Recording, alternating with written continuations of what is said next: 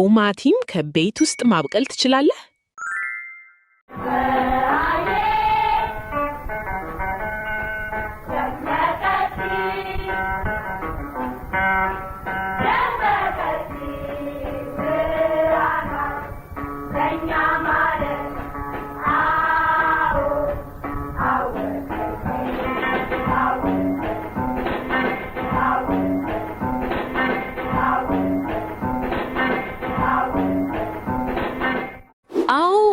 ትንሽ ዘር ወስደህ በሸክላ ድስት ውስጥ ብትተክል ቲማቲም ያድጋል።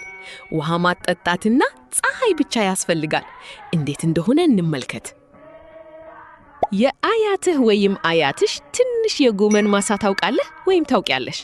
እቤት ውስጥ እንደዛ አይነት ጣፋጭ ምግብ ማብቀል እንችላለን።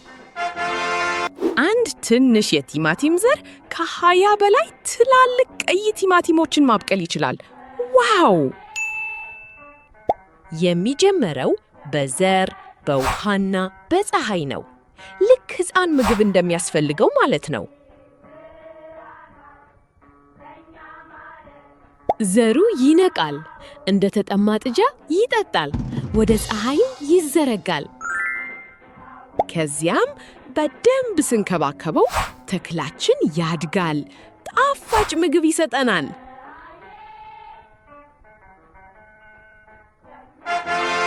ዋው! የራስህን ያበቀልከውን ምግብ መብላት እንደ ትልቅ የመስቀል ድግስ ነው።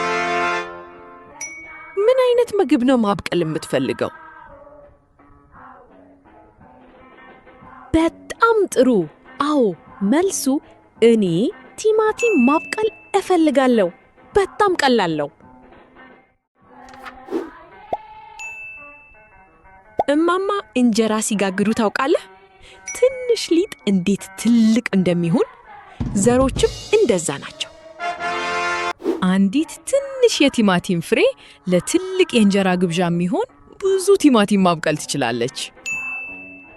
መጀመሪያ ዘሩን ተክል፣ ከዛም ውሃ ስጠው፣ ፀሐይም እንዲያሞቀው አድርግ።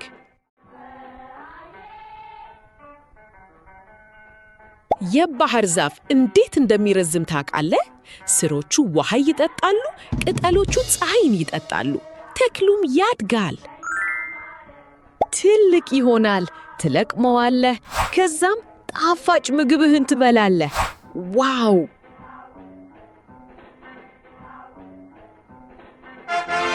እንደ መስቀል ሽመና ትዕግስት ምግብ እንድታበቅል ይረዳሃል። ግሩም ነው፣ አደረግከው። ዘር እንዲያድግ አንድ ነገር ምን ያስፈልገዋል መሰላችሁ? ትክክል! ውሃና ፀሐይ እና የእናንተ እንክብካቤ ብላ ይመስለኛል። ትክክል ነህ። ከወደዳችሁት ላይክ ያድርጉ፣ ሼር ያድርጉ፣ ሰብስክራይብ ያድርጉ። እንደዚህ ያሉ የኤአይ ቪዲዮዎችን ለመቀጠል ታላቅ ድጋፍ ነው።